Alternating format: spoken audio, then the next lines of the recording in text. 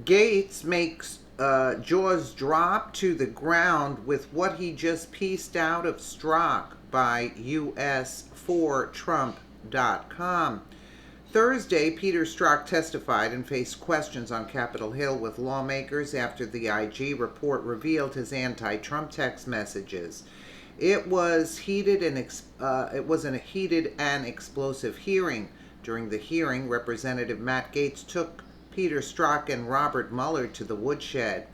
Gaetz asked Strzok directly what is his knowledge about being removed from the Mueller investigation, and it got heated. Gaetz laid down the hammer, going directly into several questions. He asked Strzok if Mueller ever asked him any questions about any of the anti-Trump text messages. Gaetz said, "Did Mueller ever ask you if you were biased against Donald Trump?" Strzok replied he did not. "So he didn't ask when he hired you?" Gaetz asked again. However, Strzok seemed puzzled but replied arrogantly, "No, that's not a question that typically gets asked during hiring meetings." Gaetz replied, "Gosh, one would seemingly think if you were hiring someone to investigate someone, that's something you would ask. Certainly when you were removed, was it clear to you that Mr. Mueller was aware of these incendiary text messages?" Strzok replied, "Yes." Gaetz said, "So he knew of all the text messages, but never asked you whether you were biased or not?" Strzok replied, "That's correct." Oh my. I mean, really, if you analyze everything, let's just take a quick listen instead of me repeating everything. But yeah, if you do analyze everything, at the time when you're watching, you don't really get everything. But when you go back and listen and look, you find a lot of things. You've said repeatedly today that you were not biased, but Bob Mueller kicked you off his team as a consequence of your bias, didn't he? Sir, I wouldn't agree with that characterization. I think I answered earlier.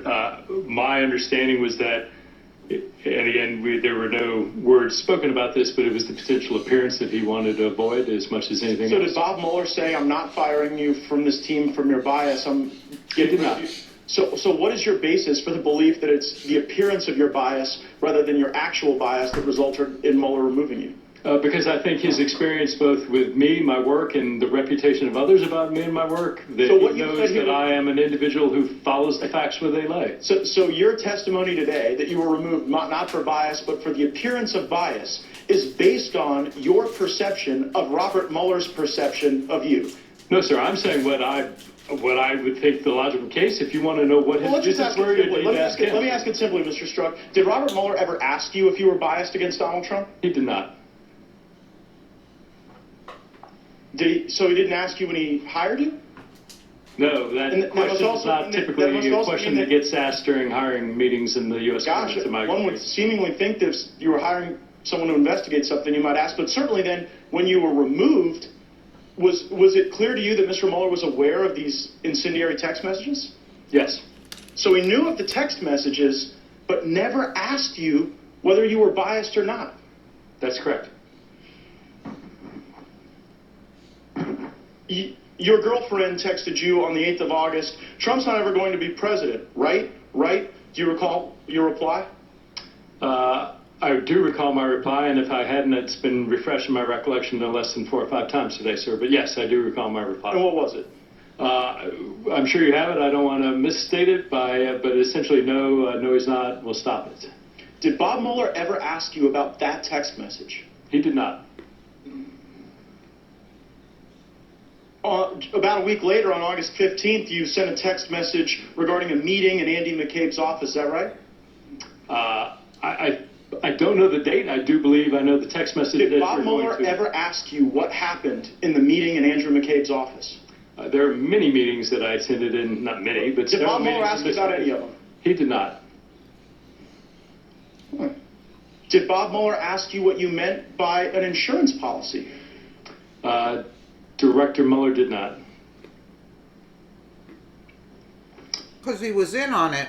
On the 26th of July, this is contemporaneous with the opening of the Trump-Russia investigation, your girlfriend texts you, "Clinton just has to win now."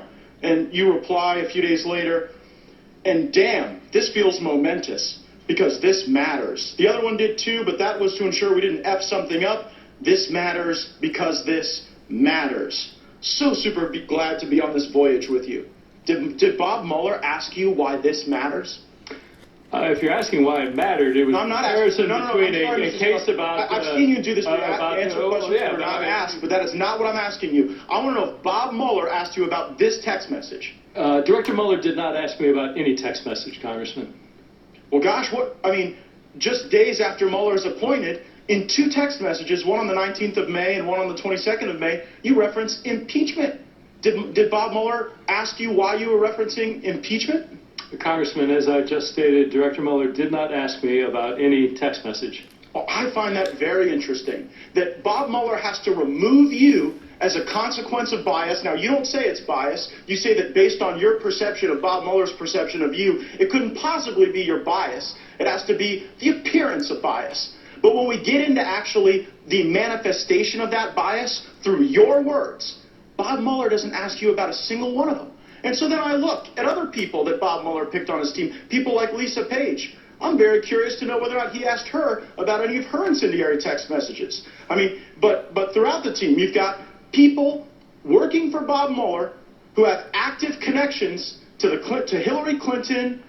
You know, Greg Anders donated to the Clinton campaign. Kyle Freeney donated to the Clinton campaign. Andrew Goldstein donated to the Clinton campaign. Elizabeth Prigolar donated to the Clinton campaign. James Quarles donated to the Clinton campaign. Jeannie Reed represented Ben Rhodes during the Benghazi investigation. She represented the Clinton Foundation against Freedom of Information Act requests. Andrew Weissman, the number 2 for Mueller, attended Hillary Clinton's election night party. Aaron Zellaby represented Justin Cooper, who was the person who set up Hillary Clinton's private email server. And then there's you and Miss Page. And it's just really interesting to me that when you were so damaging to the investigation that you had to go, that Bob Mueller, the person who brought in all these people that had connections to the Hillary Clinton campaign, did not ask you about a single text message. And I tend to believe, Mr. Chairman, that it's because he did not want to know the answer and that there was bias and that your perception of Bob Mueller's perception of you is totally unreliable, and I yield back. Time of the gentleman has expired. The chair. You think maybe?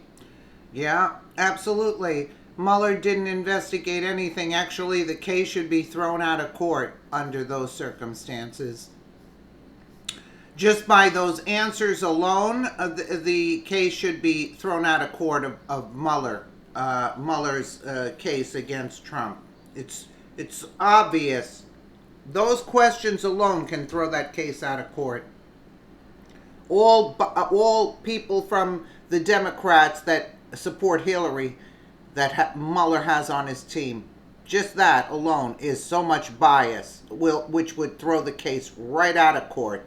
Let me know what you guys think in the comments below. And again, thank you so much for watching.